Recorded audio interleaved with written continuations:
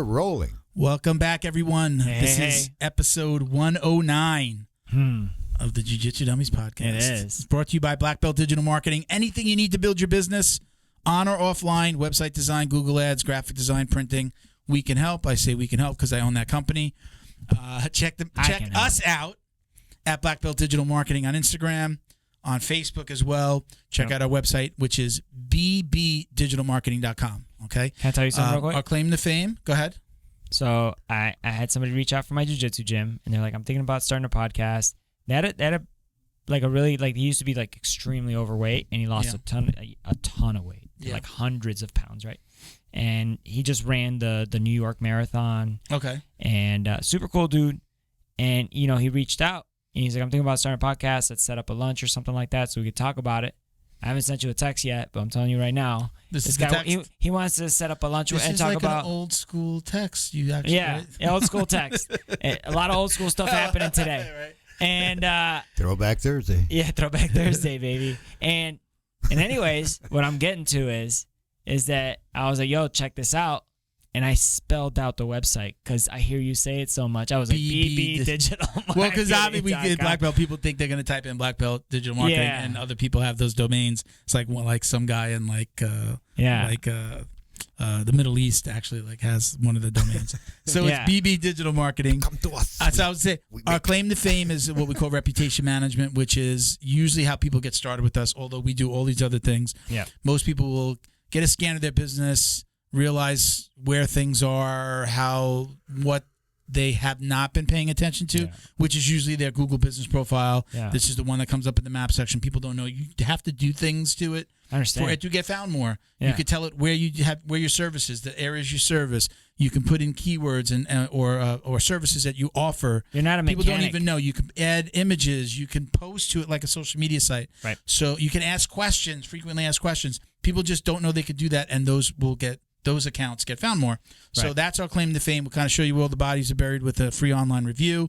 I send you a video with my little face in the corner talking about the report. Gotcha. And then, if you want to work with us, we talk about what services we can offer, and we put together a package, and we help you get found more. You guys are like a tuning garage. That's what we call. That's called off-page SEO. So off the page being the website, we're doing things off of the page, away from the page to get the business found. I argue that the Google business profile is more important than your website. So that's what we do. That's our main thing that we do. My daughter works with me, so she helps me out a ton. I'm out there talking to new business, and she's out there doing the fulfillment, which is the back end stuff, making all those things happen with her team and the graphic designers and all that stuff. So, shout out to my daughter Victoria, who's killing it.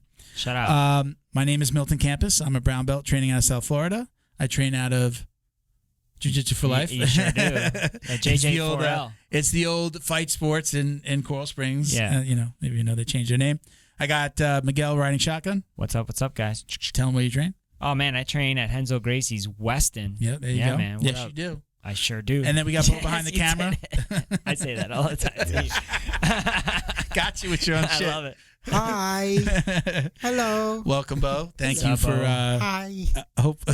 Let's talk about. There's two things I want to talk about. Number one, let's give a shout out to my guys. We had a bunch of guys get promoted to blue belt. I saw that. Justin Lancaster, who I train with, he is now blue belt. Justin's also the guy that gave us the name for the drill down at the end of the episode. Gave us that name for that segment. I rolled with him the other day. Super great dude, super talented, big dude. He's tall and strong. He's getting tougher and tougher to roll with. I felt it. We got into a little back and forth in the school chat, and lots of jokes about wrist locks now because we had 4 guys get promoted to blue belt. You got to welcome them. We did. So I got to roll with him last night. Which one did you hit him with? Which one? What's today? Today's Thursday, bro. Today's Thursday. I rolled with him last night. Yeah. And my first submission, I got a wrist lock on. But which one? Did you do he grabbed your collar and you grabbed his elbow? Or So this is definitely, I wouldn't call this dick moves. I like dick moves, right? Yeah. I always joke about them. I get him in when you get inside control. Yeah.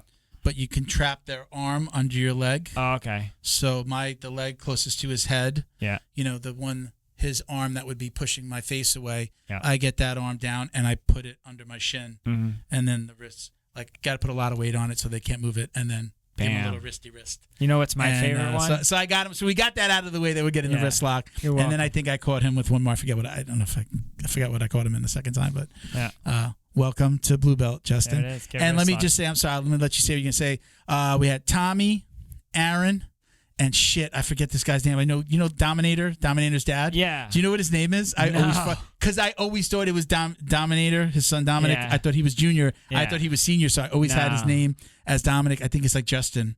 Or is it Justin or Andrew? I'm sorry, dude. I just know the guy. I even in the chat, I was just like, congrats to Justin, Tom, Aaron, and Dominator Senior. Yeah, because I forgot his name.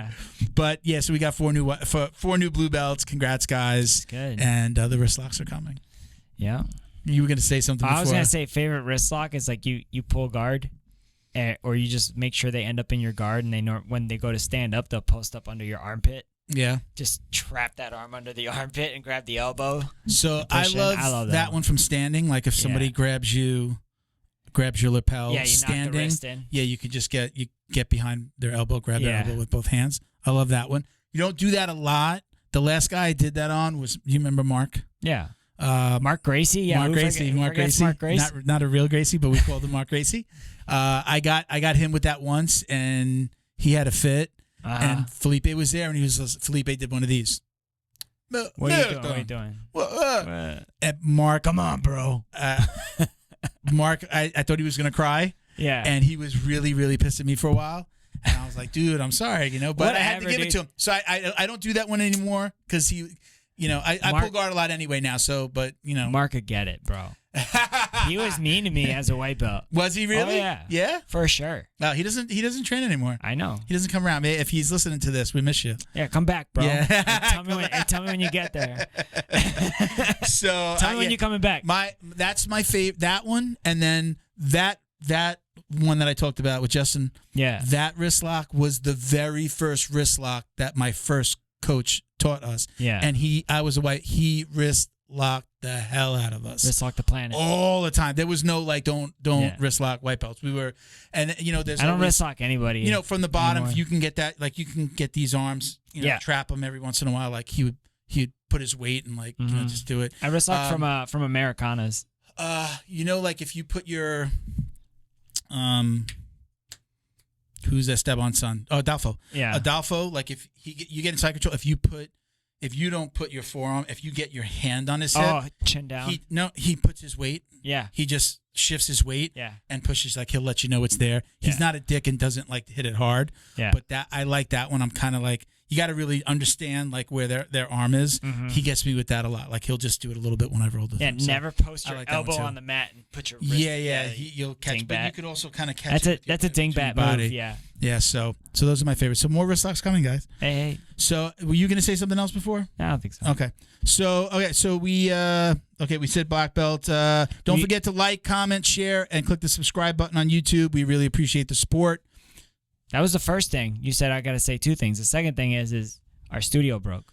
Our studio broke. Oh, that's right. So so let me say this first. Joining us today is Cage Titans fighter Andrew Valdina. He trains up at Joe Lauzon's in Massachusetts. So he's going to be joining us, so stick around. Cool dude. You're gonna like him. You're gonna like. I've spoken to him already. He's really super cool, and I think you guys are gonna like this interview. We can get like some insight on him getting into MMA, and how jiu-jitsu plays into this, and how he's transitioned from wrestling to jiu-jitsu. So. So you want to tell them about the studio? It's like the main thing that records everything. Our recorder took a shit. Yeah, we're gonna, when you see the episode today, we're gonna put our old school when we used to do the podcast. Throwback Thursday. Yeah, we used to have the TV and have the like ESPN style, I would call it. Yeah. So the guest was here in between us, or maybe on that side, depending. Yeah. You know what? And the guest his head is on the screen, and that's the way we filmed. And we talk to the screen like he's in the studio. Yeah. So that's what we're going to be doing today. When we bring Andrew in, you're going to be seeing the So the if TV anybody, here. I'm going to put this out there. If anybody has experience with the Convergent Design Apollo recorder, DM me on Instagram at BADWERKS. Okay. Like if you actually have experience or Google with an Apollo. You probably have just as much luck with Google. No. I mean, because sometimes people have experience with these, but we lost the recorder, and it won't do the camera switch. But you think you might? It's possible. Have a solution. Yeah. Well, yeah. I think I've come up with a couple of options. It's the most expensive piece of equipment in the studio, maybe barring your pretty much your camera. They're about the same price. Okay, so no, I mean, right now the new these two pieces are super expensive. New is the price of my camera used. I was like, yeah, okay, yeah.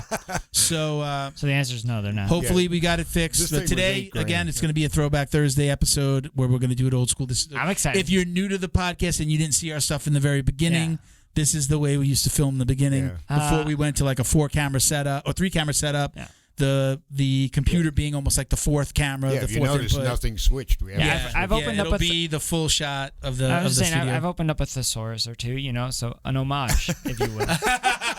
Yes, an homage to jiu-jitsu dummies of old. Of 4. A 4? Yeah, 4 FORE. Oh, okay. Yeah. Come on. Now you lost me. Renaissance Fair's coming around. All right, let's. All right, so we got some shout outs. So, Flow and Roll. Yeah, Sean. We talk about. Let's just say that we finally got the pre-order.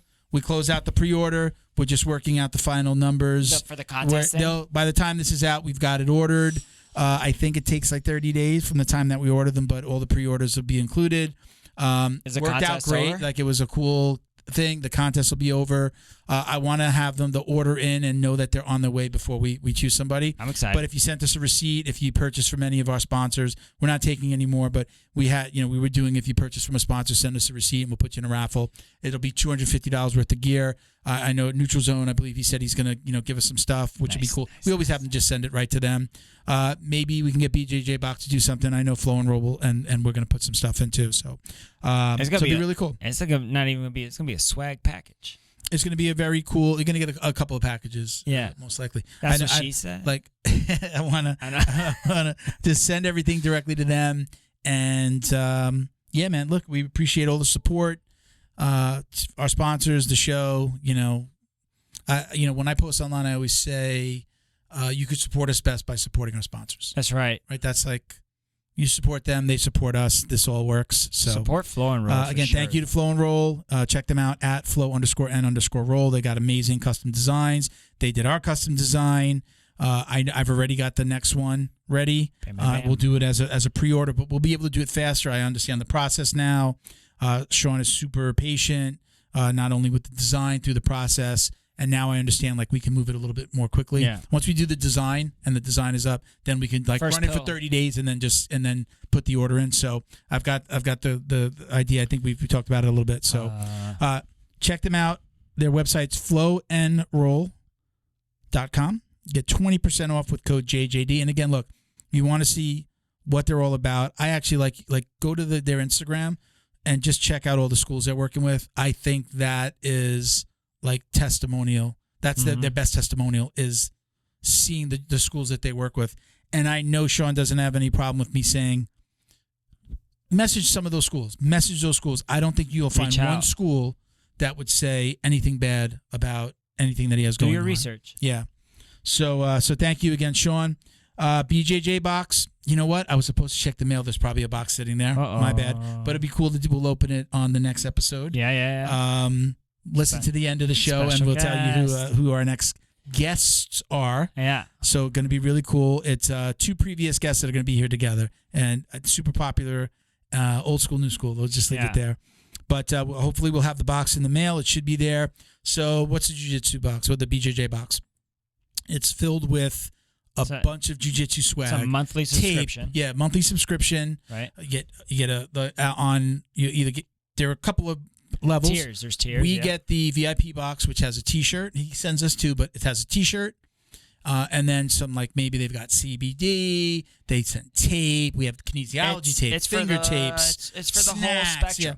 Yeah. It's all different types of stuff. We've gotten supplements. We've gotten, like, salves, subscriptions, other subscriptions for online stuff. So very cool. You're going to get a minimum of somewhere between like 4 and 7 items. Yep. And then those 4, like, the price of the box is much lower than if you bought those items separately. Yeah, and So you get more it's- of a value than the box. Yeah, it's. I know, like even though I know they're coming, like it's a spot. I'm like super excited to get it. Like I'm always like I always, because I know there's 2 shirts and I usually try to wear that shirt on the unboxing episode. So I get to open it and see what's in it right away. So I always On keep the days- shirt and I wear it, and then when you unbox it here, it's new to you. Yeah. And on Boxing Days, I don't bring a shirt. So Tony is incredible to work with as well. We have some great conversations about business and just about jiu-jitsu in general. Check them out at thebjjbox.com. Instagram is same at thebjjbox, not .com. It's the handle is at thebjjbox. Code is JJD 10 for $10 off your first order. First order off your first box. Got it. All right. Shout out to Neutral Zone CBD. Bam. This is, just some of their recovery products. I mean, I still have stuff that I haven't even used yet because I found just a few things that I used. I've got patches. I've got this is TMI. My wife gave me a massage with one of the oils, one of their CBD oils. This one. She gave me like a head to toe, but the one it's the pink one. Okay. I gave it to her and I used it to massage her. Yeah. Well, she used it on me the other day. It was okay. great It's massage. nice. Yeah. It was cool. So they got basically like massage oils, the tinctures. You've got they've got like a patch, which is really cool. I love the roll-on, which isn't here today because we've used them all. We've taken them. Mine's at my desk. My favorite one is the roll-on. I get a little headache during the day. I put a little on, and honestly, like a few minutes, and it's gone. So that's definitely my favorite. You can check them out at neutralzonecbd.com, and it's code JJD for 20% off. No, 25% off with code JJD. I went up. No. I said I went up. I went up. So last but not least, I've mentioned them on one other podcast. You see their logo in the scroll on the screen when you're watching us. I am on the board of directors for the Backpack Barber Foundation. I seen that. You can check them out at thebackpackbarberfoundation.com. The mission is to provide haircuts and hygiene products to people experiencing homelessness.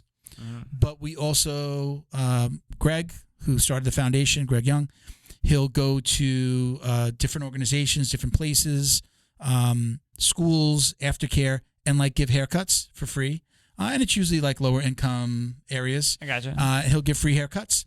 He does something at, I don't want to, I'll remember the full name, but it's an organization called Jack and Jill. And he goes and he gives kids haircuts and he makes them read to him while he's giving them a haircut. That's so difficult. yeah, it's kind of really cool. So amazing organization. I've been with them for just a couple of months. We handle the marketing. We're giving our marketing services for free.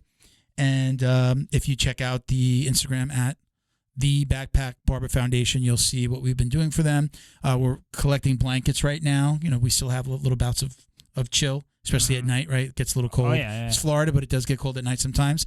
So we're actually, you go to the Instagram, you can find out where you can bring blankets. You can donate socks, shoes, boots, any type of clothing. But there's a donate button right there on the homepage. If you want to donate, that would be wonderful. Or if you're at our Instagram at Jiu-Jitsu Dummies, you can click the link tree, the link in our bio, and you'll see that you can donate to the Backpack Barber Foundation right there. Okay. It'll take you right to the donation page as well. So I just wanted to throw that in. I think they're an amazing organization. So happy to be working with them, and I plan on helping them do some big things. We've got some cool things in the works. All right? All good? Bo doesn't have to pay attention anymore. He's just like, yeah, I know. He doesn't have to touch anything anymore. Throwback Thursday. Just run it and go.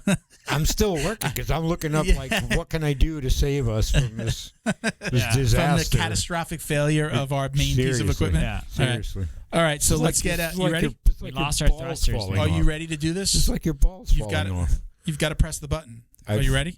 I'm ready. Okay, let's get Andrew in here. What's going on, Andrew? How you doing, man? What's going on, guys? Doing good. Thank you for joining us, man. We explained the change of the studio setup. Yep. This is like a throwback episode for us, I guess, because this is the way we used to do it in the beginning. It's Thursday. Throwback Thursday. TBT. You guys did this on purpose. Yeah, right. Yeah, somebody broke the recorder. You never know. So listen again. Thank you for doing this. We have a mutual friend. I believe he still sponsors you, Pete the Job Guy, Pete Langlois, and his wife Angie. Awesome right? guy, man. Yeah. Yeah. Wicked fortunate to have him and haven't met him. So he's been helping me out the past few fights. So wicked cool guy, and nothing but the greatest things to say about him. I love it. Wicked cool, Matt. He's down here in Florida. He says things like "wicked cool." Yeah. I didn't even notice. Have you spoken to him?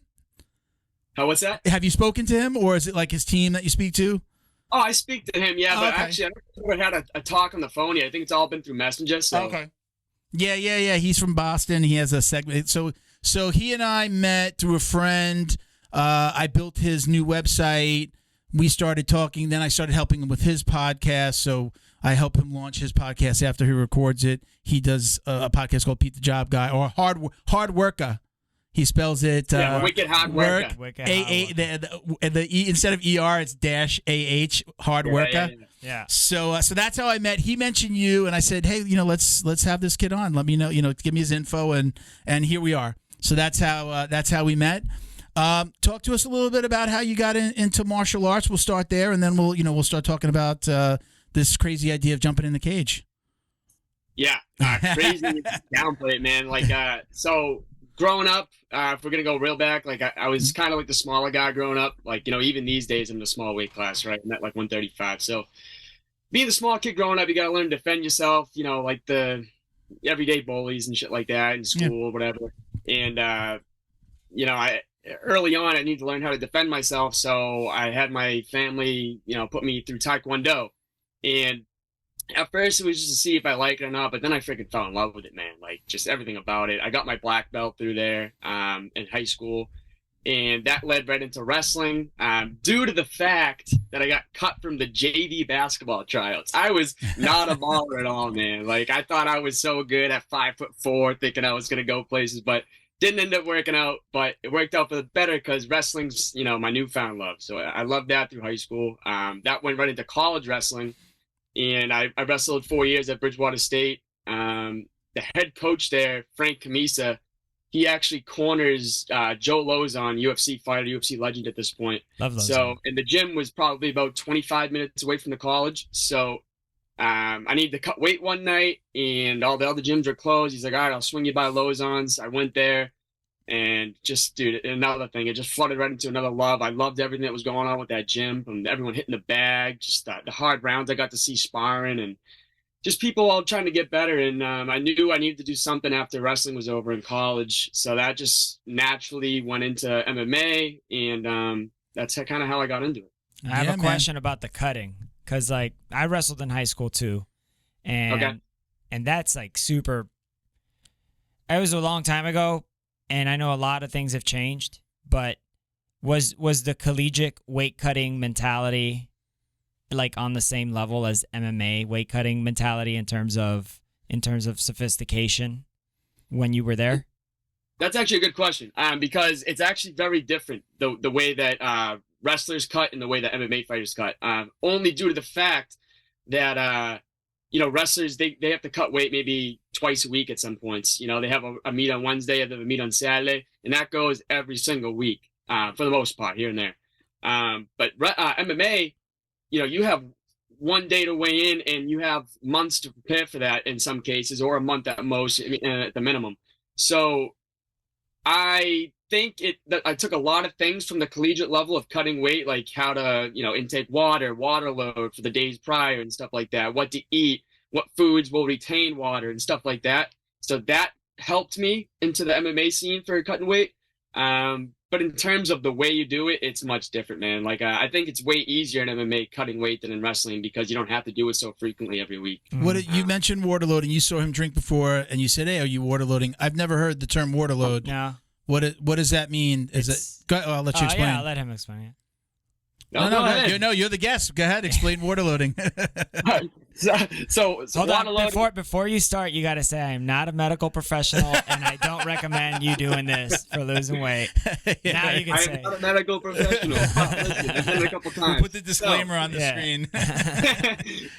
Yeah, don't take everything I say for take it with a grain of salt. But basically, when you're cutting weight, you drink. I like to drink water like a gallon a day every single day. That's how I do it. Even if I'm not in fight camp, that's what I'll do. But if I have a fight coming up, the week of the fight, you have a weigh-in on Friday, fights on a Saturday per se.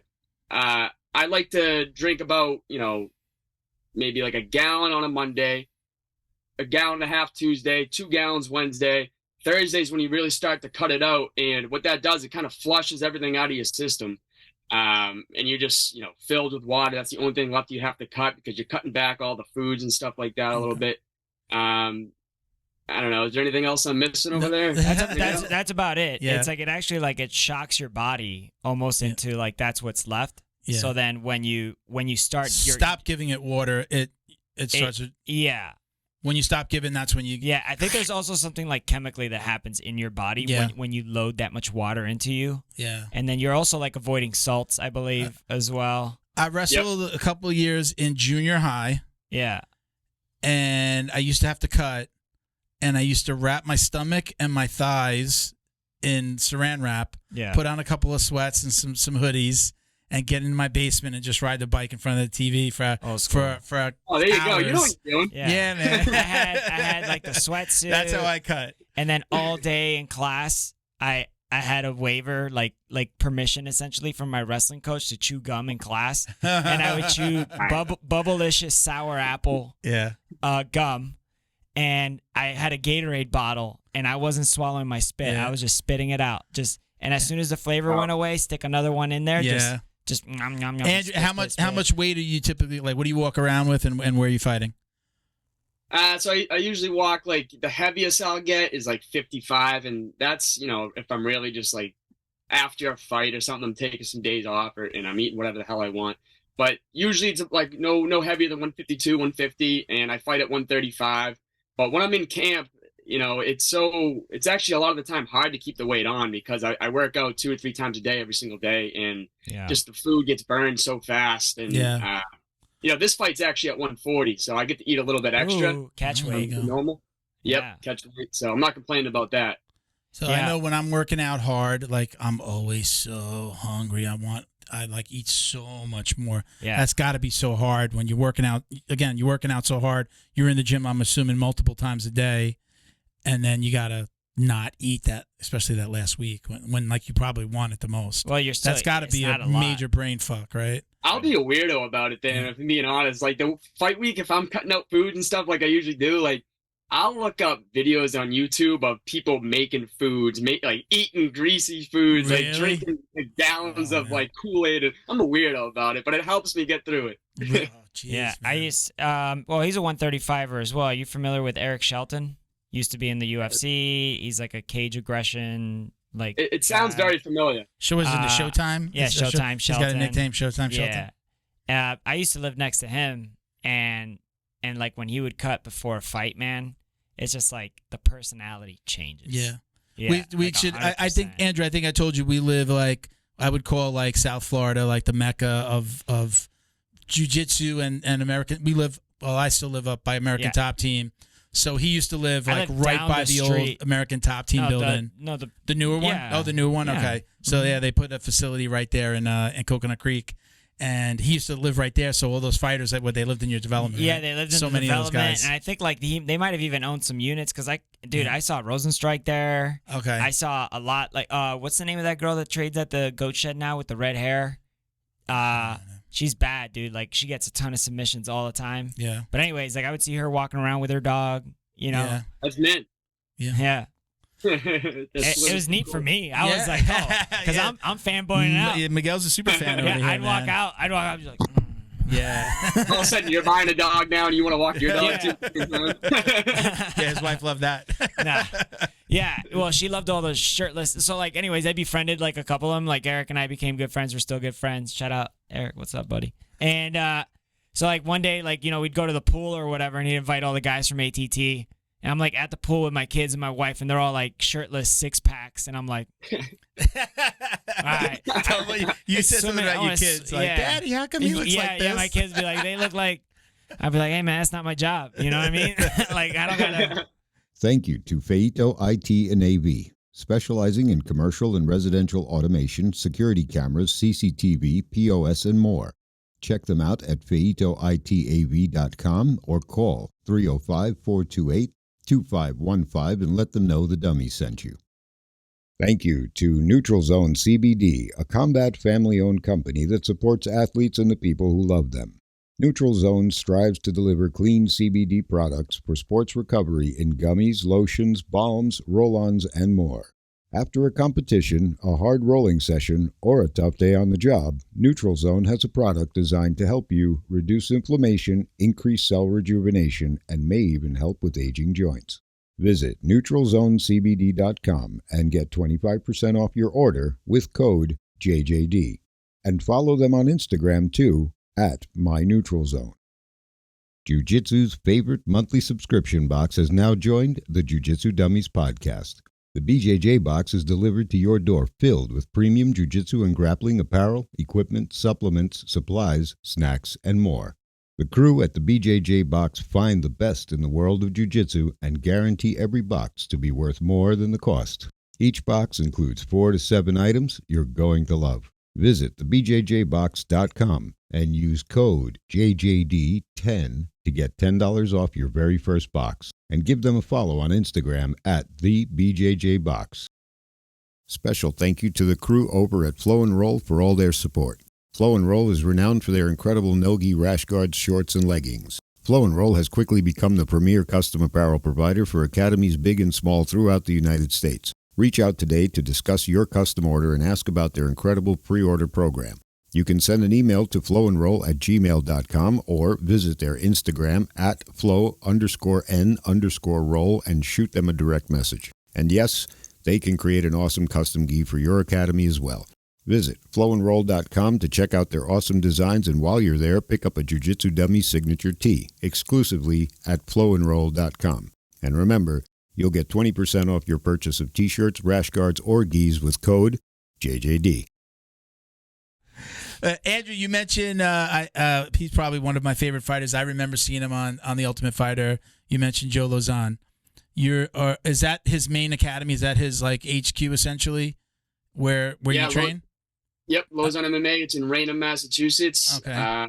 It used to be in Easton. I know these towns don't mean anything to you guys. You don't know what they're called, but I know Boston a couple times. So he's actually thinking about opening up a new location somewhere else and having both. But right now, just one place in Raynham. And do you get to train with him? Are you actively training with him? Would you consider him your coach? Oh, yeah. He's definitely my head coach. I train with him multiple times a week. Usually it's like Monday, Wednesday, Fridays. We have like a 10 a.m. jiu-jitsu, and then that goes into an 11 o'clock wrestling type class where you do some takedowns into jiu-jitsu, wall work, and stuff like that. And he'll stick around, give me like, pointers for, sometimes up to an hour after and stuff. And he's just a huge help in the gym. He really is. So how was your transition from wrestling into jiu-jitsu? It was a little rocky at first, just because, I was doing so many stupid wrestler tendencies, like shooting a double leg with my neck hanging on the side of the hip, getting bellying down. Oh, man. Bellying down. Don't even get me started, man. I know, man. I know. I feel you. It's tough, but eventually we worked out the kinks, and I'm starting to get the hang of it, so things are working out these days. But at first, it was definitely a rough transition, but we're here. But the good habits are good, especially when you start learning some of the judo stuff, like when they shoot on you and you start learning like the uchimaras, and you start learning, kicking them over your shoulder type stuff and landing into mount. Like I feel that wrestling, once you get rid of the bad kinks, for sure, the good stuff that sticks by, like wrestlers always have like a really good strong base, especially like in lower positions, and they just have a better sense. I think like a day one white belt versus like a day one white belt that has wrestling background, they understand leverage. Mm-hmm. And it's not just like leverage for breaks, like in joint locks. I think like leverage in terms of like, how do I keep this guy pinned? Yeah. I think we see it in the UFC, right? With sorry, I didn't mean to interrupt you. With so many of the champions, I mean, wrestlers. Everybody has like a really big wrestling base. It's just, it's like, it's so obvious that you need that wrestling component. Yeah, I think just as much as jiu-jitsu and I mean, you can have an argument, but has there really been a guy that's just like all hands and held a title for a really long time? All hands? Just, all stand up. Silva? Right. What do you have? Silva, Machida, but I mean, again, held it for Silva held it for a long time. Yeah. But he was still a high level jiu-jitsu player though. Yeah, but he just knock you out. Yeah, no, that's true. He used his jiu-jitsu and he used his wrestling to maintain distance and take up and like just defend to keep it standing because that was his power. But I would say all hands. He wasn't all hands. No. Right now it's this Russian invasion. Is it really? No, Russian? It's Dagestan. Well, it is. It's a province. Yeah. This invasion. Chechnya. I would just say Eastern European countries. Are you? I mean, again, look. I think it might be a little different than you than when we asked just like a straight up jiu-jitsu player, like, oh, do you watch jiu-jitsu? Because I'm the first to admit, like, just watching jiu-jitsu or tournaments could be so freaking boring. Are you like a heavy MMA? Are you watching like every UFC, every Bellator, all the local events? Are you that guy? Are you watching just as much? I definitely like, that's the sport I love watching the most if I had to pick. But I'd say every UFC card I do find myself watching it. Now that you say it, I never really thought about it. But in terms of like Bellators and stuff, I'll watch it if it's on, but I don't really actively look for like Bellator fights on Fridays or whatever. Nobody does. No, I definitely. Sorry, Bellator. There goes our sponsorship with Bellator. Our chances are out the fucking window. Good riddance. No, but honestly, like the local scenes, like you said, like watching the regional scenes, I think that's like the, obviously some of the talent's not always there in the beginning part of the cards, but for such cheap money to go to a show, like I'm always trying to go to any show I can. I just went to one, last weekend up in, northern Massachusetts, and it was an awesome fight. Awesome fights. I went to, my wife knows she wants to keep me happy. She'll get me the occasional, our first Valentine's together before we were really like together. Was Wagner Rocha fight. Wow. He was the headliner. And she just brought me to one the other day right here in Coral Springs. We were in the second row. It's like on a stage. And we're in the second row. It was like right there. Fighters are coming down, jumping, down, saying, hug. Sick. Like everybody, all of their team would come up to like the third row, and then those guys would leave. And then like the next fight, all those people would come up to like the third row. They're like jumping over. We've got like video of them jumping over us to like hug their teams. I mean, it's just great. And it's like, it's incredible to see somebody at the beginning of their journey. So I see all of these banners behind you. I see all of these flyers. Yeah. You're is it 3-0 now as a pro? I'm going for 3-0. You're going for 3-0. So I think you just foreshadowed it, but yeah, 2-0 right now. So you're 2-0 right now, but you did a lot of amateur fights, right? Yes. I had 7 amateur fights. 7 amateur fights. It's a lot. That's a decent amount, right? At the amateur level. Did you always know this? Going to do some amateur fights. I'm going to go pro, and I've heard you talk about it again.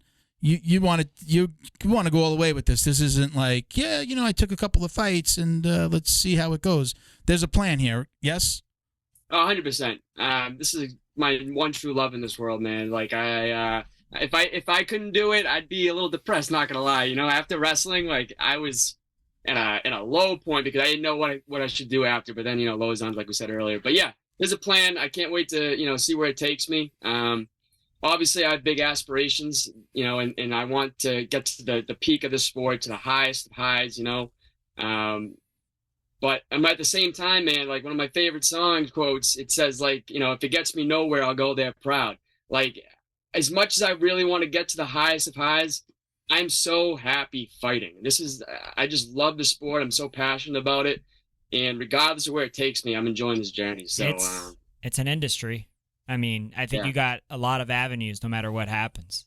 For sure, yeah. It's only growing too, yeah. How did your family respond to this choice of career? It depends which family member you're talking about. Yeah.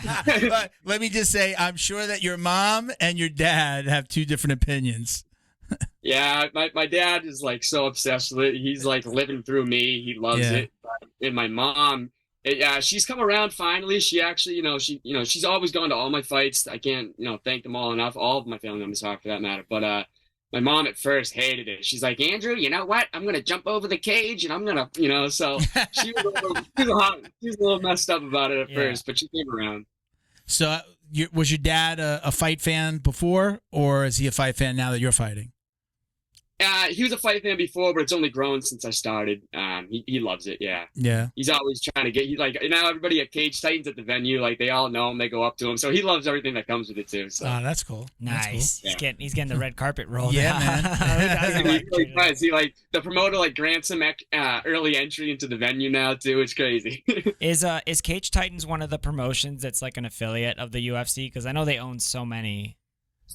No, it's not an affiliate of the UFC, but it's. In terms of like the regional scene, it really is probably the biggest one in the region. And they're only growing too. Like they do a really good job marketing and treating all their fighters really well, making them feel like the UFC fighters and stuff. So that's good to hear. I think they have a leg up on the other promotions in the scene. But yeah, I'm content with them. I was just also gonna say, like, I mean, I've watched a ton of amateur fights, and I just want to know your opinion. Where do you feel the level of your entry level amateur fighter is right now in comparison to, like, let's say 5 years ago? So an entry level AMI fighter right now, like they're going for the debut compared to a debuter 5 years ago. Yeah.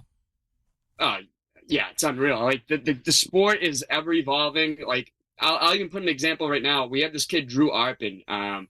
He's out of Lauzon's with me, and he's been dying to make his debut, and he's been training, probably half a year maybe. Yeah. And he just fought in the last card that I did, and he's already slotted for fight of the year in 2023. Really? It was such a high level fight. I highly suggest you guys look it up, honestly. I'll show you guys after and stuff. Send the link, man. I will. It was he's just a dog, and I love that. Not to just talk about him, but like he's a debuter, and this other kid was debuting too, and they just put on a fight of the year. The talent is growing so much. And it's only going to go up. It's crazy. So when you're in a local scene like that, I mean, we know it with jiu-jitsu, like, guys, they'll do a tournament or even just training. Even if you don't do tournaments, like, it's a small world. The jiu-jitsu world is small. You're like one or two people away from knowing somebody, right? Right. I know him. He knows, Drew, and Drew knows this guy, right? Yeah.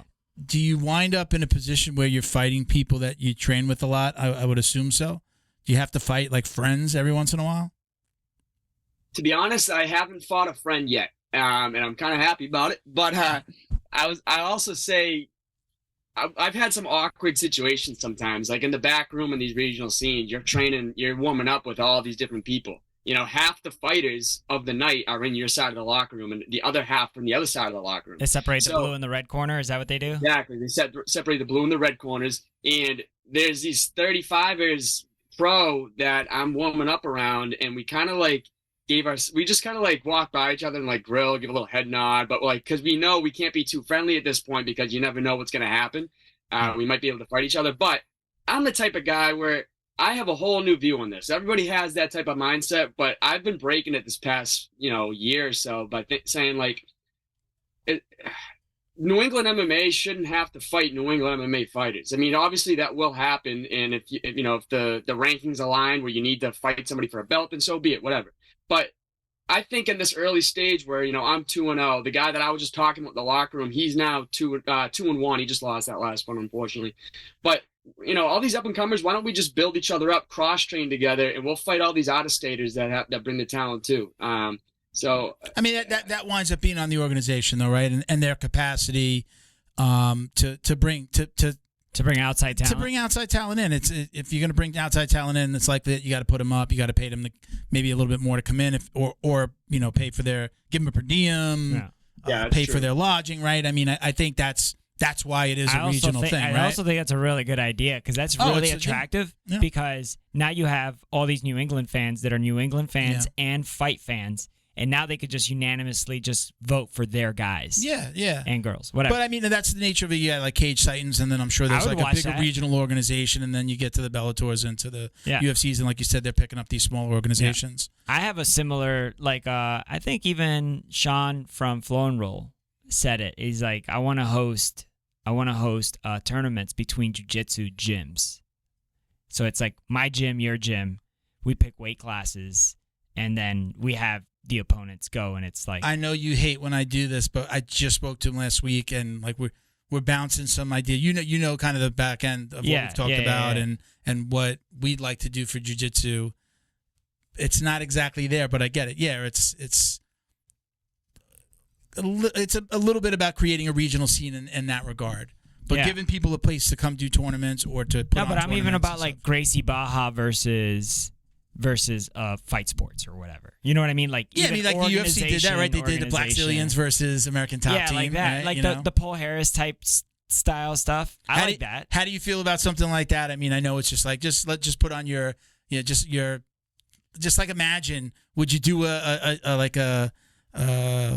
Ultimate Fighting Championship? You know, would you do go into an Ultimate Fighter type of house? Would you get onto a reality show if you were invited, or even Dana White's a regional series, one? right? Like that's what he's talking about. Like if there was like a tough, and then the tough was Northeast versus Southeast versus Midwest versus West, Northwest, Southwest. Yeah. You know, like I think you guys are onto something. Like that'd be bad. No, you did it. That's badass. Well, he was That's talking a little bit about cross training, not necessarily like not sitting in the house together, but he was saying like bring those. Yeah, bring so you're fighting different people, so you're not fighting the people in your region. It's I mean that's the thing, you got to win, right? And then you move up to nothing against Cage Titans. I'm sure you love them, but the goal is to start here and then move into larger organizations, right? I mean that's how you're going to get where you want to go, right? They're necessary. I've let them know that too, like and they know too. They don't gotta know, right? I mean, that's got to be common. Yeah. If Sean Shelby's there. I'm sorry. Go ahead. I'm interrupting you. There's like a little sound delay. I apologize, but go ahead. Yeah. Finish your thought there, Andrew. No, I was basically cleared up. I'm just, I let them know, and they know it too, that we're, I'm not looking to stay forever, but I'm happy to have this temporary home with them. So, they treat me well and they understand what's going on. So. Yeah. So we got some listener questions, and we're gonna talk about that. But let's go back to I want to go back to the amateur side of things. You said you had 7 amateur fights. What was your record as an amateur? So I went 4-3.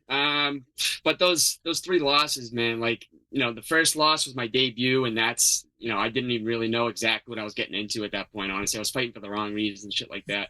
But the other 2 losses I had were actually kids from the same gym down in Alabama, SPG Alabama. They have a really good gym down there. These kids were studs. One was for the title that I came up short in a split decision. Really, really close battle fight. Best fight most fun I've ever had in my life. And then the other one was my last amateur fight against his teammate, this kid Tyler Stevens, who's real tough dude. So and as an amateur, I was fighting the toughest talent I could to prepare myself for the pros. So I knew what I was getting into. Okay. I have a question. Like, what do you do to mentally prepare, for these type of fights? My mentality's shifted throughout my entire career. At first I had to mature, and I felt myself mature. I've seen it now, where at first when I was fighting, I thought I had to get all riled up, and I was screaming and at this guy I don't know if you've seen any fights, but when I faced someone in the amateurs, I'd be in the cage when they're announcing me, screaming in their face, trying to get my mentality all riled up and stuff. And I just didn't think that was the right way to go anymore. And now I've taken a more calm approach and really dialed in on my senses and stuff. So, I don't know. I know we both have to prepare for a fight. I try not to actually think about the fight through fight camp every single day, because I think the harder you think about it, as much as I love fighting, I truly love violence. I'll take a couple licks. I'll give it back. I love it. I just think if you think too deeply into the fight on fight night, you're going to get a little nervous and stuff. And why have those nerves act up any other day than on the day of the fight? And have you found yourself have you cut people out of your life? Have you cut bad habits out of your life in order to improve? Oh, for sure. Yeah. If you're not doing that, you're not trying to be successful. I'm just talking about examples, for there could be people listening right now that potentially want to go this route, maybe give them a shortcut.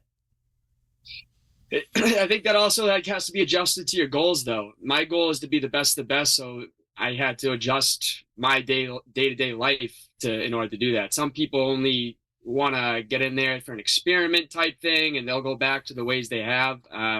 But I think if you want to be the best of the best, you have to be willing to sacrifice, fun things that you like to do going out to the bars every weekend, eating shitty foods, drinking, so I kind of cut all that out just to dedicate for this.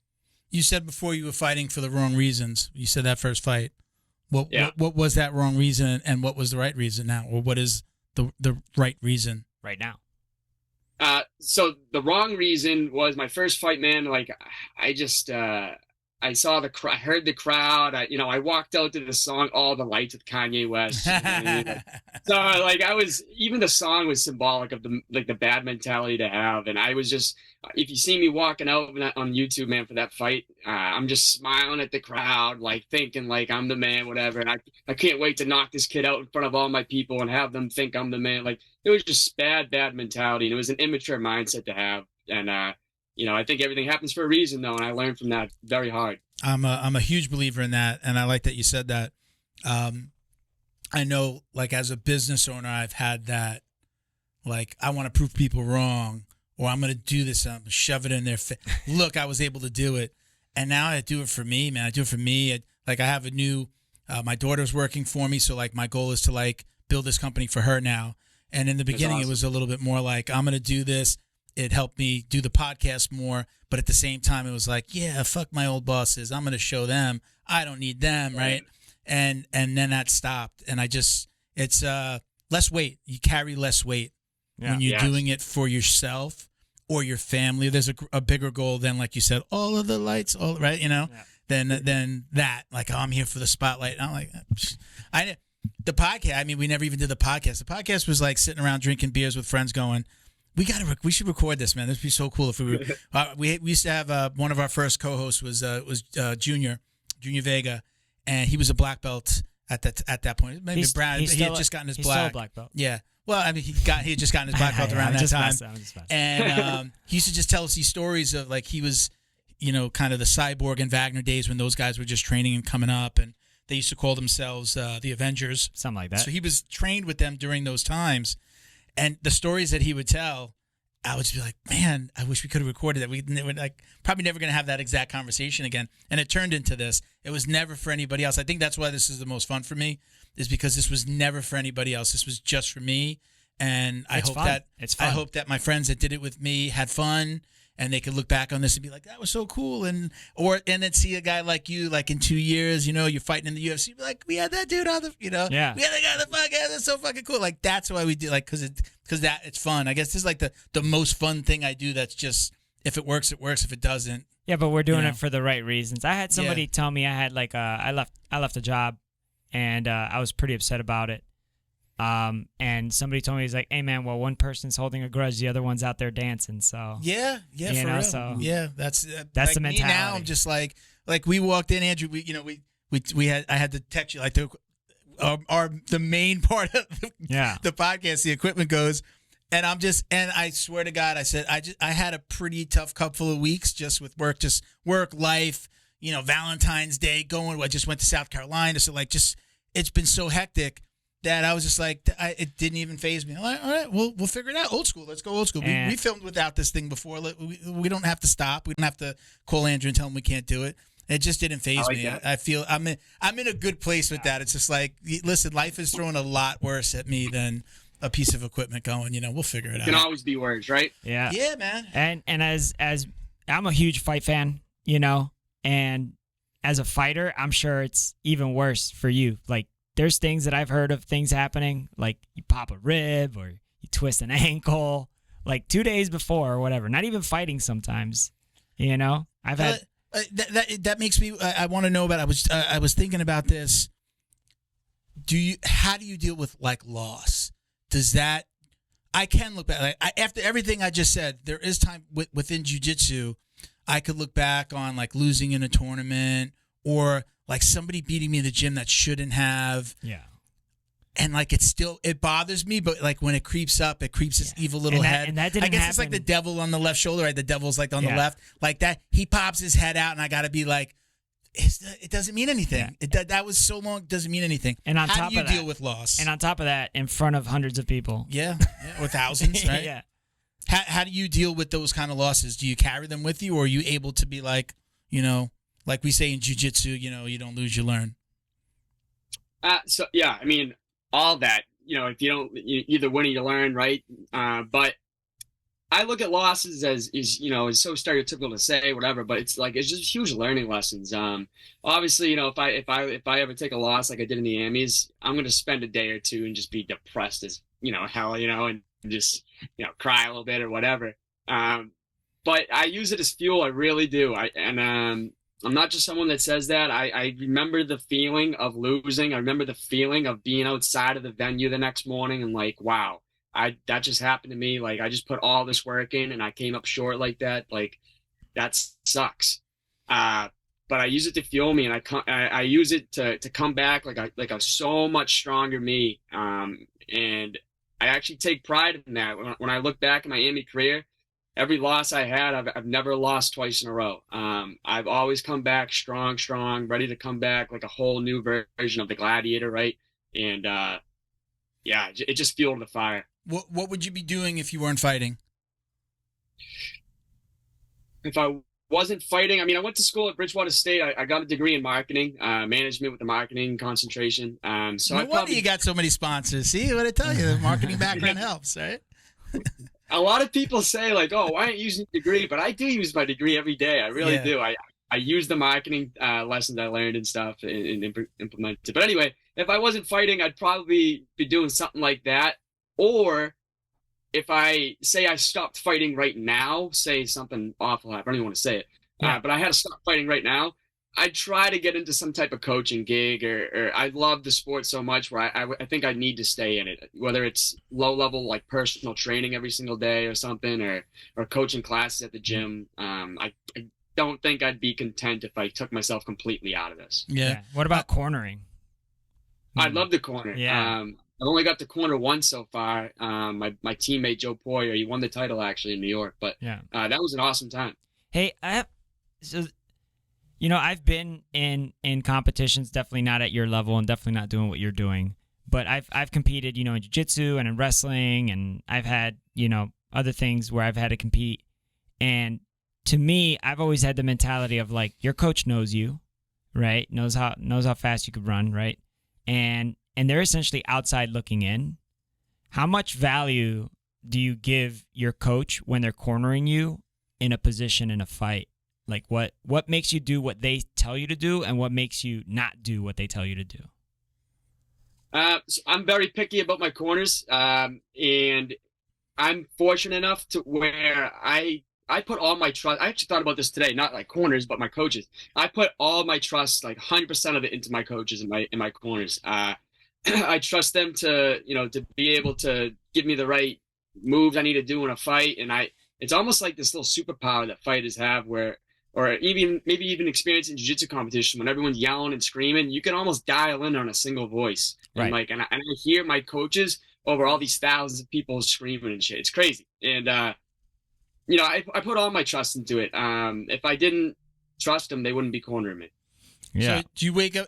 Is this the full-time gig? I know I've heard you talk about. I think there's a family business. Your dad runs a business, and you got a sister, I think, that owns a business, right?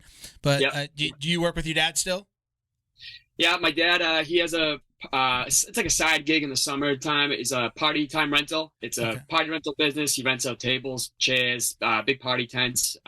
That's a good business. And my sister, she runs this pawn shop in Manchester, New Hampshire called U.S. Golden Pawn. But I don't really work with my sister, but in the summertime, I help my dad out from time to time, setting up tents for the weekends and stuff. But other than that, this is my full-time gig. I don't do anything else except, actually, I just started doing private lessons. I'm teaching private lessons to some people a few times a week now, just to get a couple more bucks. But so let's go back to the jiu-jitsu side of things now. So you started. Tell me about how you started fighting. Okay, I understand the wrestling. You decide. I mean, are you exercising at a gym and you just start hitting the bag, or are you like, I think I'm going to become a fighter? When he was cutting, he had to cut weight, and he went to that gym. Yeah, okay, so that is that where you found that's where you found this? That's where you found MMA? There's also when I was at the gym, there was so many different fighters at the gym that I'm surrounding myself. It's not like I'm at the gym at Lauzon MMA and I'm training with, say they're in a class of 20 people. Per se, say there's 14 just jiu-jitsu guys, people that are going there just because they want to get better at jiu-jitsu, which is unreal. It's great. But there's always going to be at least like 1 or 2 guys that fight. And there's usually, like I said, the 6 others.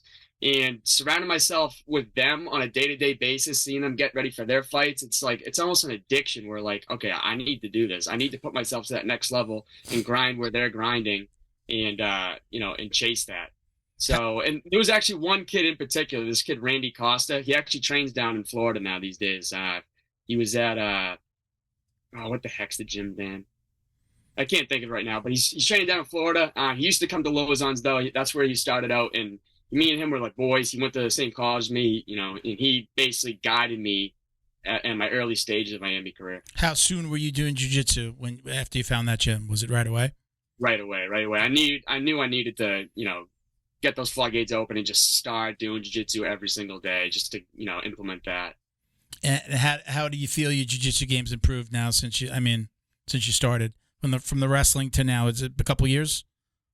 Oh yeah, it's I think I went to Lauzon's in 2019, so it's been 3 or 4 years, and I truly believe that like it's actually one of my strong suits at this point. I think at first I was a wrestler with some kicks, and at this point I listen, I'm trying to stay as humble as I can, I swear. But I really do think all around I'm solid. I'm fucking solid. You gotta have that as a fighter. That's you gotta have it. We talked a little bit the other day.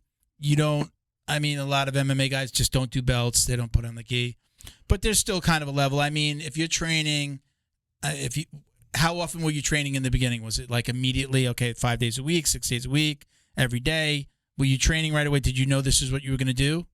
Or will you say, I'll go to train after work today, After wrestling was over, because wrestling was like a full-time gig too, but after wrestling was over, it was probably every day, but maybe like once a day. Okay. And I'm asking that to go, we talked about belts, and I'm like, 4 years you're training, let's just even say once a day, 5 days a week, 3 to 5 days a week. Typical purple. School, you're going to be about a purple belt about now. You're going to be purple, a couple of stripes. So that's respectable. Like, again, we talked about, you're like, well, I don't really, we don't do belts. I don't know what belt I'd be at. Now, then you talk about people who compete. Maybe they get held back a little bit longer. So, if somebody was like doing tournaments who's like in a gi, they'd probably be at blue. Their coach would be kind of holding them back. I don't know if you call it sandbagging still. No, it's competitive. There's competitive belts, right? There's competitive belts. And we talk about that difference. too. Yeah. A competitive blue belt, I've seen competitive blue belts fucking mop the floor. But easily belt. he'd be a purple belt. And, and the tenacity of an MMA fighter, and just like, I don't know, it feels different when anytime you deal with a professional athlete, it feels different. And then especially like between a high school wrestler and a collegiate wrestler, man, there could be a 30-pound difference, and that collegiate wrestler just has that mentality and that tenacity to just overtake that, and it transfers to jiu-jitsu equally. Is there a Mrs. Andrew? Is there a Mrs.? Is there a Mrs. Valdina? No, man. I don't know if you saw my last Instagram post on Valentine's Day, but I was holding like a training dummy. And I was I did see that. That's the only Mrs. I got. I like, even a girlfriend or anything? No girlfriend? I go on a couple dates here and there. I'm not going to give my whole love life on this podcast. But it's always, my questions are always leading somewhere. My questions are always leading somewhere because I like to get a feel of like how, the person in this relationship is like, are you fucking crazy? You're going, you're picking this profession where you're going to get punched in the face every day. It takes a very unique individual to come into a situation like that. Not that they don't exist, but that's not an easy transition for somebody who's never dated somebody who's a fighter. I hear you. On such a small level, and my listeners probably get sick of me talking about this. My wife hated, in the beginning, I was training jiu-jitsu 6 days a week, easily. 6 days a week, open mats on the weekend. She hated it. And now she understands it. She found kickboxing, and she does that on her own. More like, I call it like the dance fighting. They just hit the bag and hit pads, and she's not really sparring. But she found something she was passionate about and now understands this. Plus, I don't do this now 6 days a week. It's like I train 3 or 4 days a week and, do some weights and the podcast and work. Life happens. But I always like to understand, I know what I went through. It's not always easy to find somebody that's going to be and like... that's just jiu-jitsu. Recreational jiu-jitsu. Yeah, that's recreational jiu-jitsu. And you're it's hard training for somebody. 2-3 times a day. and then there's recovery and getting hit in the face. At least we don't get hit in the face, bro. It's not even about that. Like if you only just got hit in the face once a week, you know, like let's say theoretically you could fight once a week. I think if you could just go fight once a week, and that was all the time you spent doing that, like you're not gonna have a hard time. But it's the I gotta wake up at 9 a.m. and I gotta stretch, and then by 11 a.m. I'm doing warm-up drills, and now my passive income is while I'm at the gym, I eat a quick breakfast, and now I teach 2 privates, then from the 2 privates I go into my afternoon. I'm doing strength and conditioning. After my strength and conditioning, I eat and I rest a little bit. Maybe I get 1 more private in. Does that sound about right? And then I was just gonna say he's hitting the nail on the head right now. He knows. And then you have the night competitive class, and that's when you do your hard spot. You want to do this stuff at night because that's when you fight in real life. Absolutely. You know, so you want to condition yourself. You want to play loud music. You want to. There's like a bunch of shit you got. I know a lot of MMA fighters. I'm not gonna say I know a lot of MMA fighters. I follow enough MMA fighters on Instagram, and I've been around them enough to know that they do wild shit that seems wild but makes total sense for fighting. Like they'll stay up all night playing video games. It's like, why are you doing that? Well, I live in Florida and I got to fight in Vegas, and right now it's 7. You know, it's like It's like I got to get conditioned to 8 p.m. Vegas time, which is 11 p.m. Florida time, and I'm not a big star, so I can't go over there and stay in the PI for fucking, you know. So it's like when you're at the bottom, like it's even harder to grind to the top.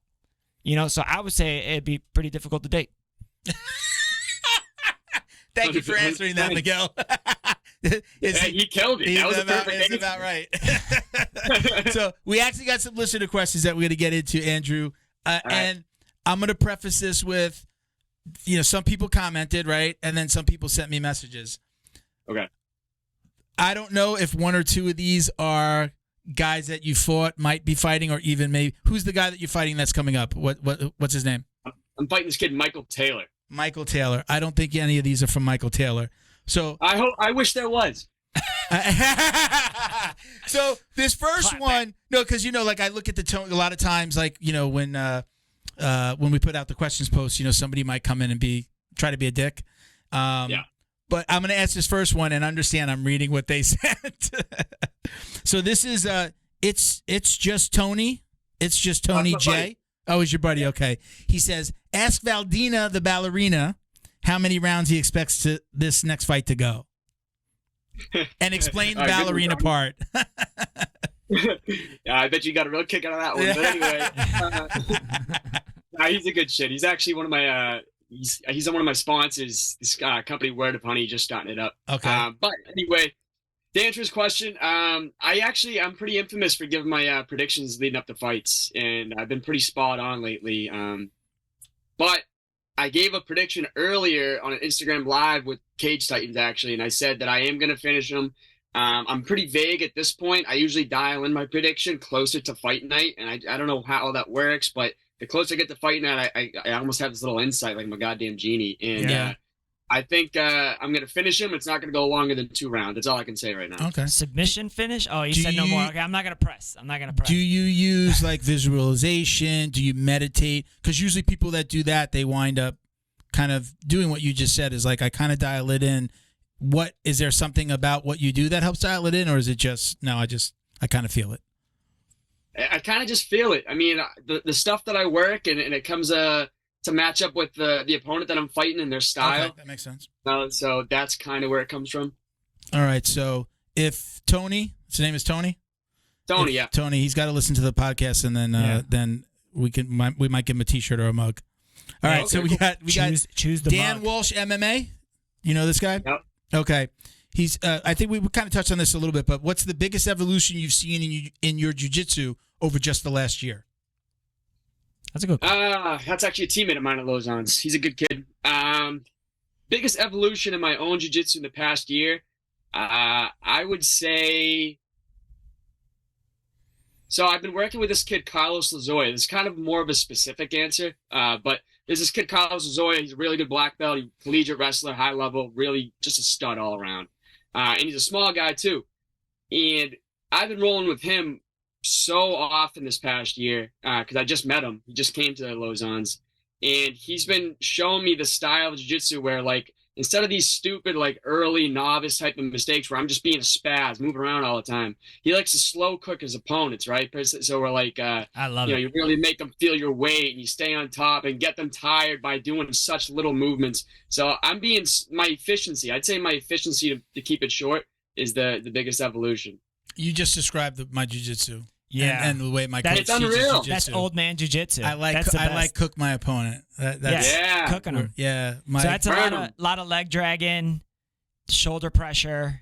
Yes, sir. So are you familiar like with the jiu-jitsu, like the big guys in jiu-jitsu? Not big as in weight, but like big, like they're kind of famous in the jiu-jitsu community. Have you heard of Andrew Wiltsey from Daisy Fresh? No. Well, I think he started his own gym.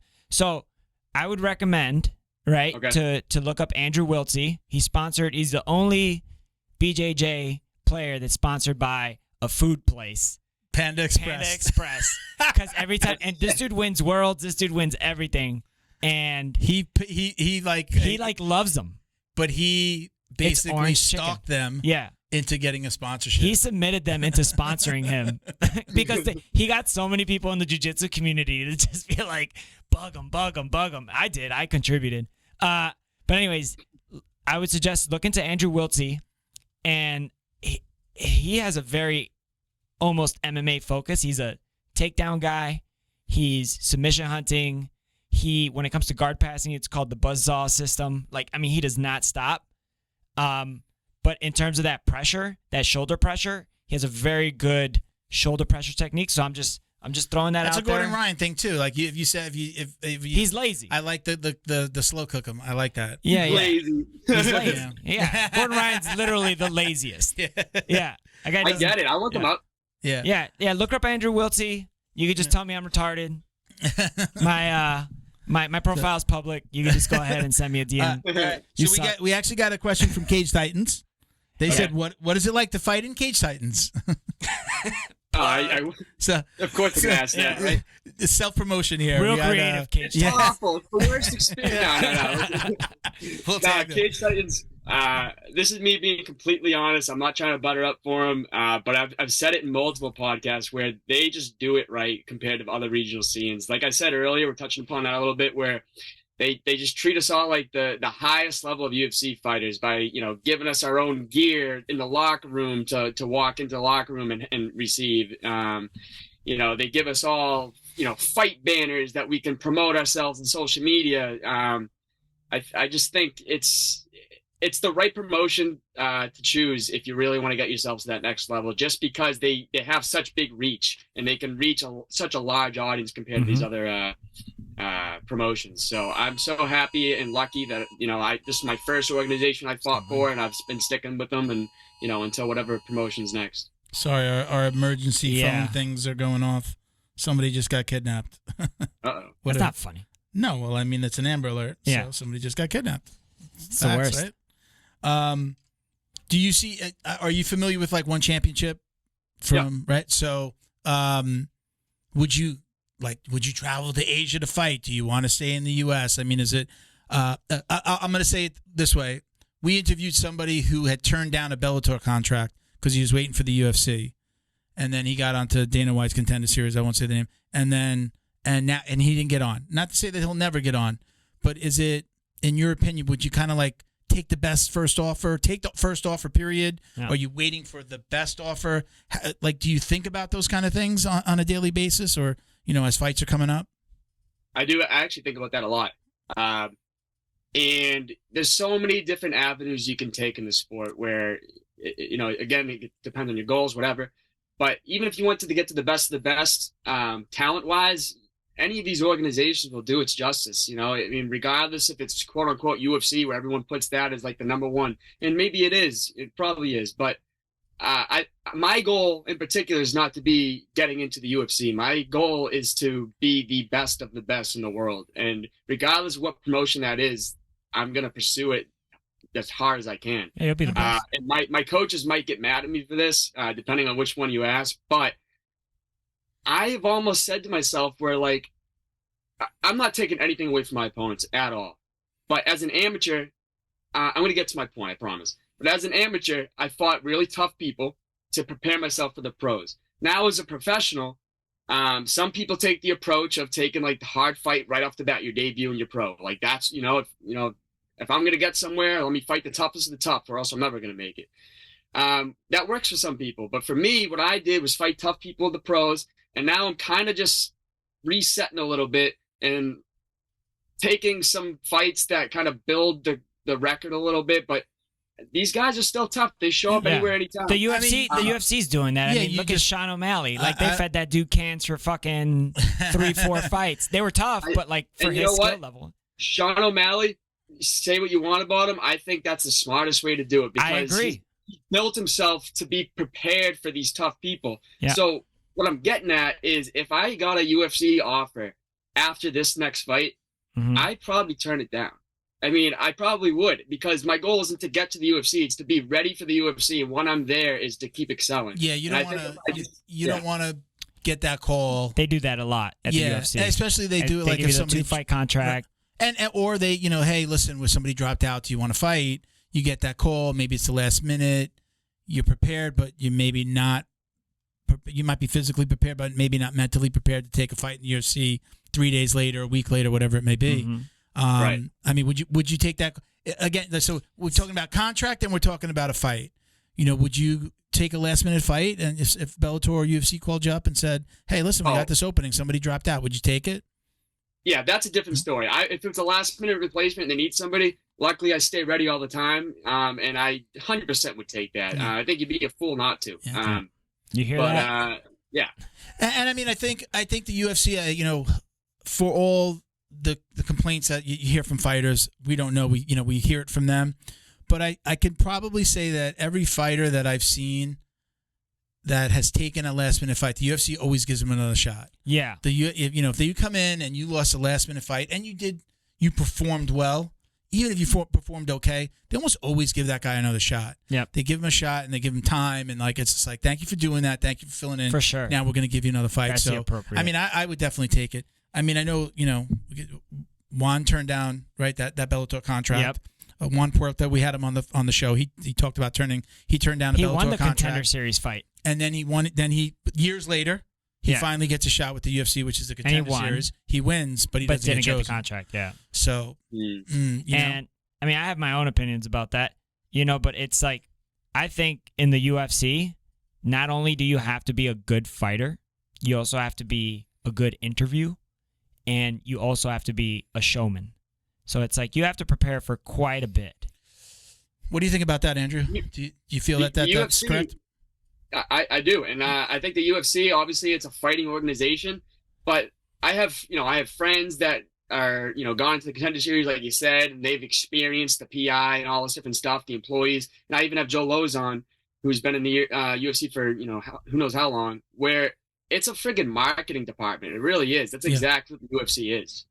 So it's an entertainment company. It's a brand. It's it's a modern day Coliseum, and you are a gladiator. Yeah. And if you want to be the guy who they send out there to get eaten by the lion, then you could be that guy. And if you want to be the journeyman who's out there, you could be that guy too, or you could be a star.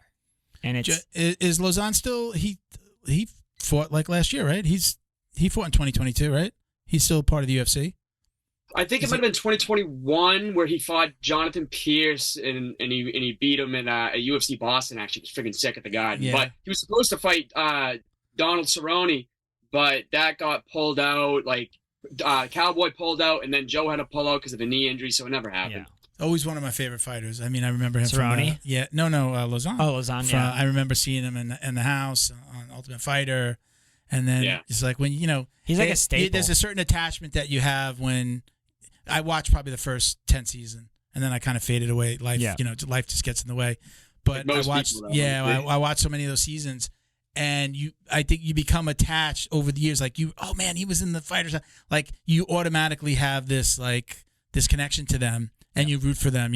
I tell people, like, I don't have fighters.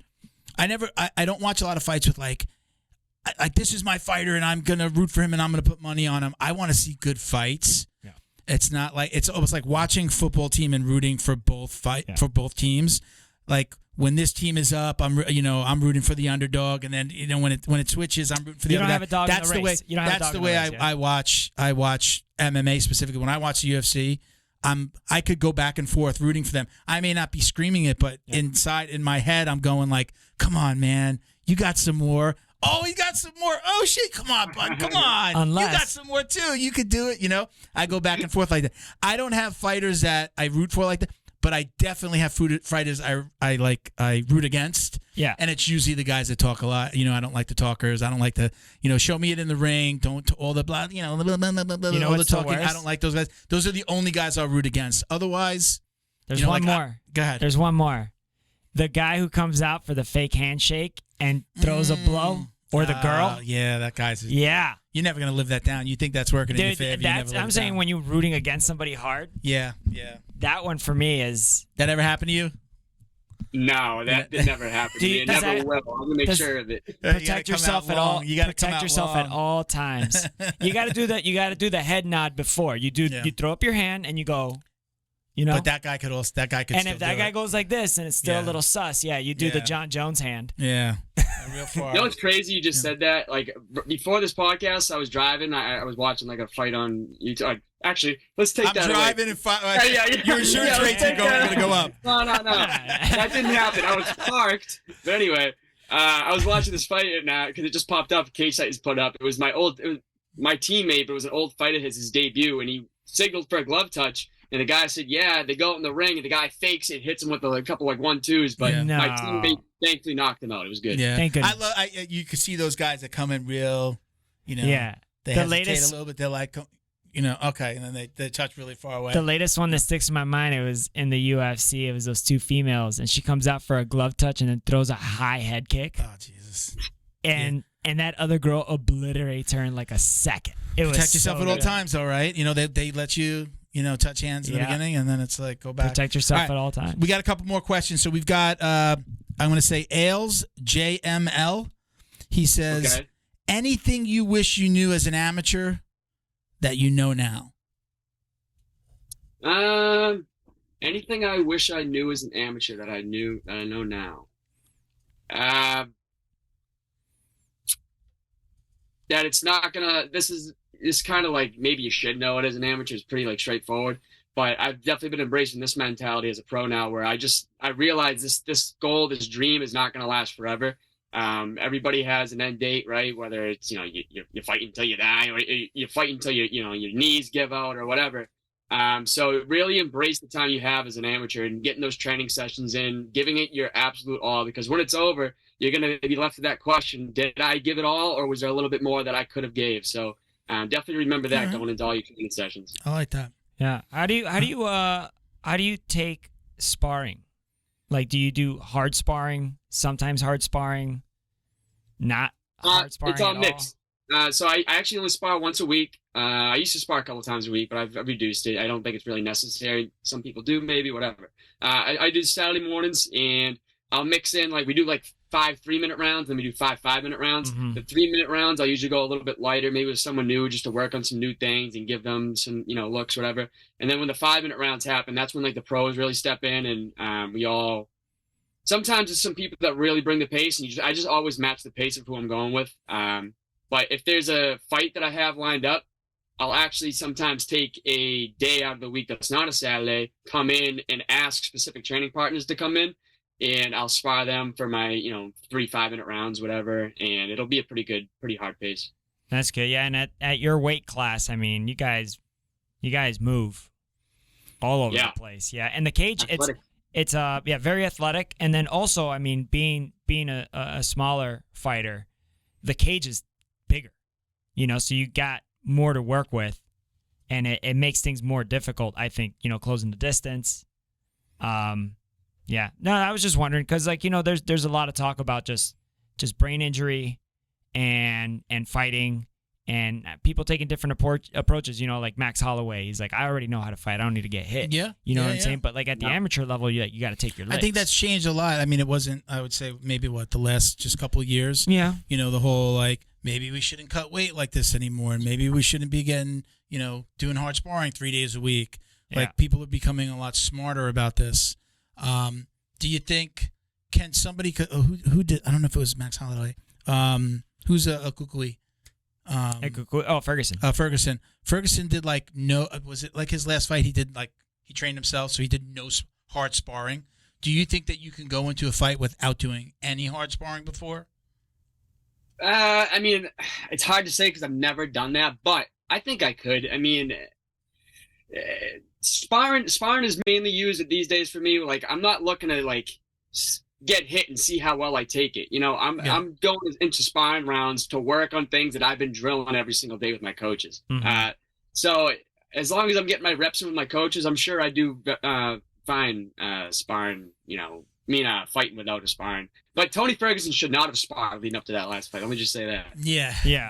It's he kind of feels like it might be getting to him already. Yeah, I feel like it's almost taking like that Diego Sanchez type. God, I was just thinking road. The same name, man. I've been following him lately. Just The shit that he's putting out. I want to like stop following him, but then I don't want to miss the craziness. Not as like I don't want to miss the craziness as far as like I want to see him implode. Yeah, I just want to like I'm interested in hearing like where's this gonna go? Where's this going now? I feel kind of bad, you know. I do too. Yeah. I mean, do you think is it the blows to the head? I mean, yeah, probably. It's like the most obvious thing. You know? It's just like he's had about 14 of those Clay Guida fights. Yeah. Man, you ever have a banger like that? Have you ever had an all-out war like that yet? In a fight? Yeah.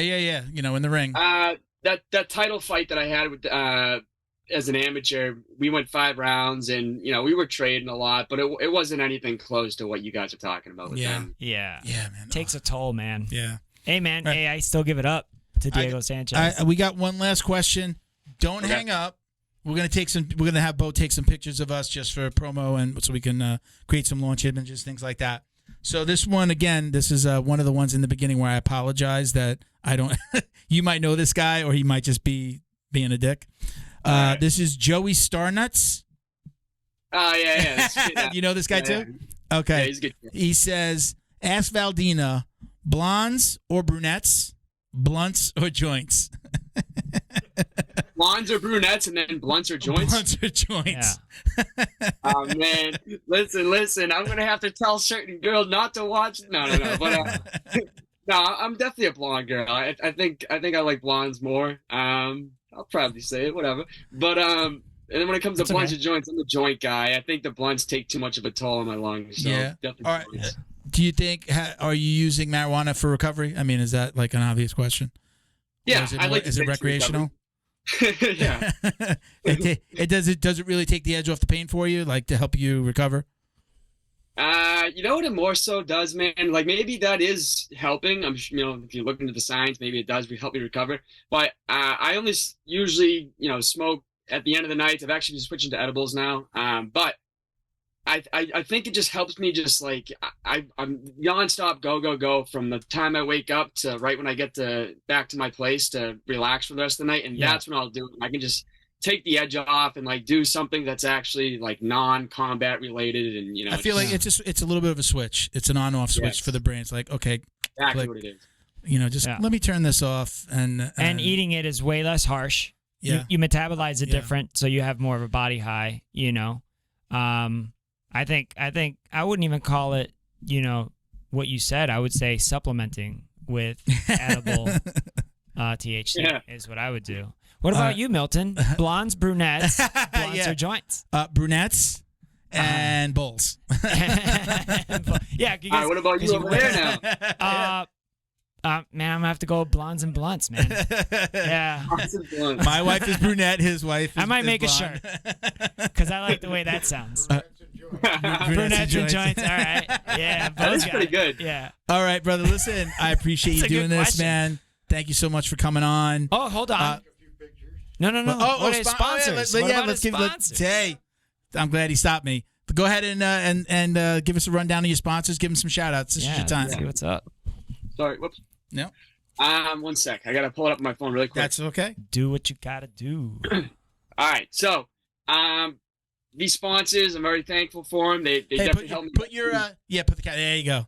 Perfect. That's better. Here we go. Yeah. Good. Yeah. Very thankful for all these companies that sponsor me. Some are, brand new. Some have been sticking with me since, even my first amateur fight. Thankful for them. They definitely helped me keep my head above water. So to start, Jen's Jewelers. I'm just gonna name some like where they're at and kind of what they're about really quick. they're in Billerica, Massachusetts. They just sell jewelry, and I'm very grateful for them. They're a newer company to sponsor. Get Right Nutrition. They are located in Drayton, Massachusetts, the hometown, and that's my go-to spot for after my workouts. I'll go up right over there and get some protein shakes. So they got these like protein balls that are unreal. Highly suggest everyone goes there and gets the Gladiator shake. They actually named it after me. Matty C Sports for You and Me. That's a local regional podcast in the area, and he decided to give me a sponsorship just for this fight here. Thankful for him. He gives me the platform to promote my fights. Hurricane Hydraulics. I actually don't know too much about him because this is a brand new sponsorship, but I'm very thankful for him. I think he actually trains, or his son trains, at Lauzon MMA. So I appreciate the support. Invisaware. It's actually a cool company. They stuck me since day one, my first amateur fight. Basically what that company is you'll have like a piece of jewelry like this, like a little ring or something, and hidden inside is a little button you can press if you're feeling uncomfortable, where like, say you're leaving the bar at like 2 a.m. and you're alone and you see like a shady group of guys or something, or you get in an accident and you don't have cell phone or something. You can press this button, emergency service will come right away. Really? It's like life alert. Holy shit. Yeah, it is, but it's a more fashionable type thing. You know what I mean? Like, Okay. They try to hide it better than just having. That's very cool, man. I'm usually the guy scaring the people. Yeah. You're a big fucking teddy bear, bro. Come on. Milton, I might have to gift you an Invisaware ring for this guy. That's very cool, man. I make you cross the street. I'm going to need one. Next is McNeil Landscaping. I wrestled with this kid through high school. He's a great guy, really tough, hard worker. And he does basically all the landscaping and all the plowing, actually, for all of basically northern Massachusetts. Nice. I love a guy who plows. Pete the Job Guy. Yeah. In Jacksonville, Florida. He's a pretty good guy. Yeah. Thankful for him. He actually hooked me up with this podcast here, getting my name out to you guys. I seriously appreciate you guys having me on. I can't thank Pete enough for getting my name out there too. Absolutely. Let me add that he runs a company called Ascendo, and they do staffing. So like his Pete the Job Guy podcast is a lot about getting his name out there and I don't want to say just getting business, but educating people on career paths, career advice. And then again, he can help companies with staffing and find them the right people to help them build their companies. No, so that's cool. I know a little bit about him. You just said that better than I would have. So well, Pete the Job Guy is your sponsor, not Ascendo, but he runs Ascendo. He's the man. He's the CEO of. I know he runs the Jacksonville location, and I think maybe even there's a couple of other locations, Georgia and South Florida. Complete sidebar. Does that not look like Chewy Jiu-Jitsu? Yeah, it looks like him a little bit if he was like cutting weight and fighting and getting all tatted up. Yeah. The guy over your right shoulder. Over your right shoulder. That guy. That's in the tight. Yeah, no, you're right. Yeah. Your other right. Yeah. He kind of looks. He kind of looks. He kind of looks like Chewy. That's one of the kids that was in the locker room. We're both 35ers, whatever. Yeah. But anyway. Yeah. Pete the Job Guy. Very thankful for him. Any other sponsors? Anyone else? Face Off Fight Co. They actually have this hoodie right here. They just came out with new crew necks.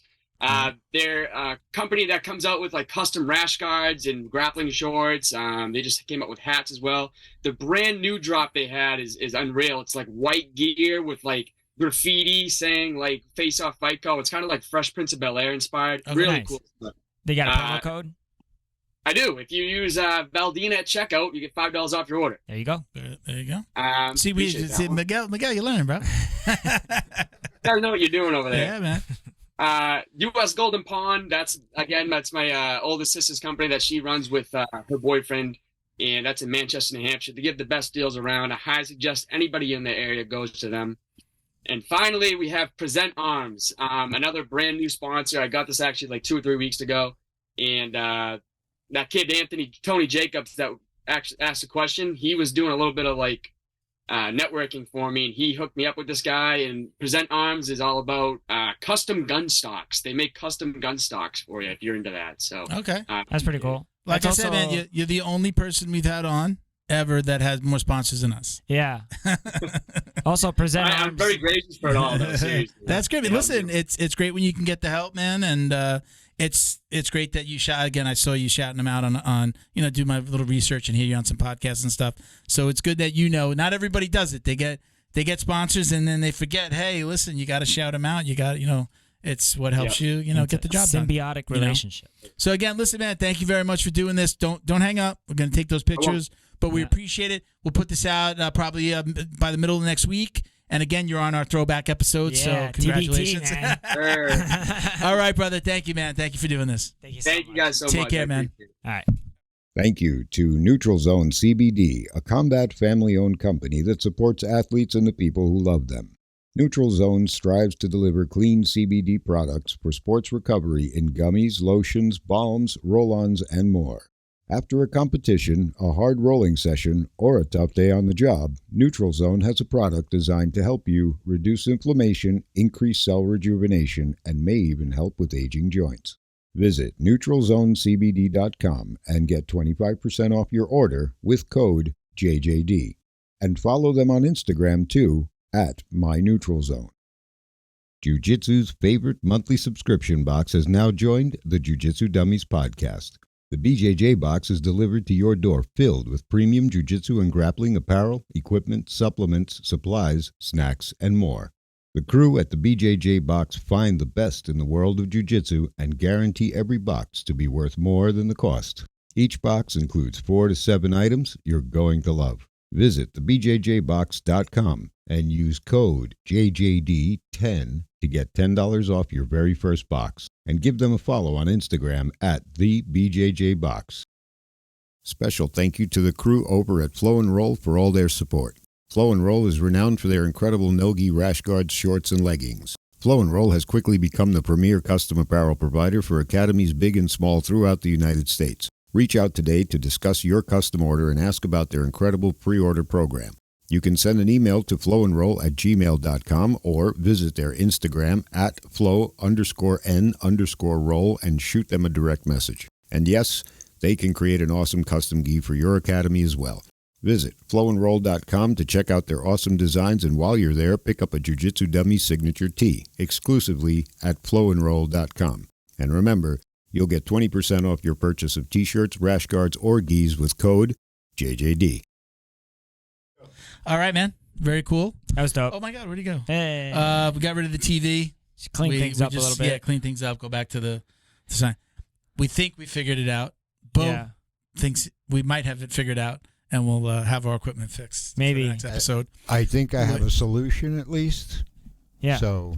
I never make announcement, like I never say who the next guest is going to be, just in case. I got really fucking frazzled. So through the whole entire episode, I was kind of like sweating. I was watching you like it looked like you were like searching for shit on the internet because you didn't have to pay attention to the recorder. You didn't have to switch. It was one shot. I was on the internet. I was fucking with the unit. So let's get back to the positive stuff. I usually don't tease like the next guest is going to be, but I really want to have things worked out because next week we have Yoshi back, and we have him coming on with Kurt Osiander. They'll be together. Same place.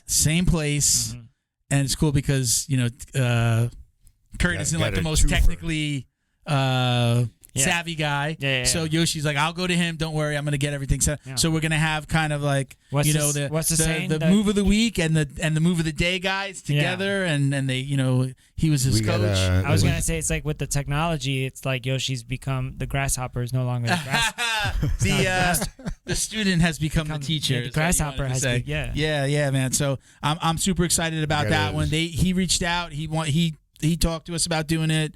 I'm honored that he asked us, and I think it might. I don't know that they've done it before, so this will be the first time they're doing the podcast together. Yep. I haven't seen one. I'm sure he would have. I follow him. I'm sure he would have posted. So I'm super excited about that. So if we can get everything back to normal, I'd be happy. I won't be shitting my pants. Although I love that. I love this is what we did, man. When technology takes a shit. It is often not much you can do. Can I say though? We did good. Like I think I maintained like old me would have been like motherfucker shit, man. And I'm just like, all right, we fix it. That's what was going on inside of me. I was on the outside. I seemed very calm. On the inside, it was like a total bad trip. Nah, I'm like, fuck it, we'll figure it out. We did it. Pun intended. We used to have Bo sitting on the top of a conference table with that camera and a tripod going like this. Yeah. The old days. I think we could figure out, how to do it. We might be going back to that. That might be the new format. But it might not. It's not the worst thing in the world. No, it's kind of cool. How about you just wear a body cam and just keep walking around? A forehead cam. Yeah. So listen. Thank you to Andrew. Thank you to Pete Langlois and Angie from Pete the Job Guy from the Hard Worker podcast for putting us together. I appreciate it. I'm excited to get this one out. I think it was a great interview. I love understanding the fighter. We're not just like, hey, let's talk about that one fight and that move. It's just never been who we are. I like to get to know the fighter. And then when they come on a second time, it's different. Now we kind of know them. Friend of the podcast, quote unquote, right? So I had a good time. Guest, I'm hoping that he remembers the little people when he's where he came from, when he's fighting for that title. Okay. Yeah. real recognize real. All right. So thank you for watching and listening, everybody. I'm at Jiu-Jitsu Dummies on Instagram. I handle that account. If you're sending messages, I'm usually the guy that's answering. My personal IG is Uncle Milty BJJ. I'm JJD_DJJ69. At BADWERKS. Bad Works. Awesome. And we actually have... Well, I'll say it. We'll do it. We'll announce that another time. Thank you for watching and listening, everybody. Peace, love, jiu-jitsu. Yeah. Mysterious Milton strikes again. I'm not even trying to tease anything. It was Mysterious Milton. All right, man. Strikes again.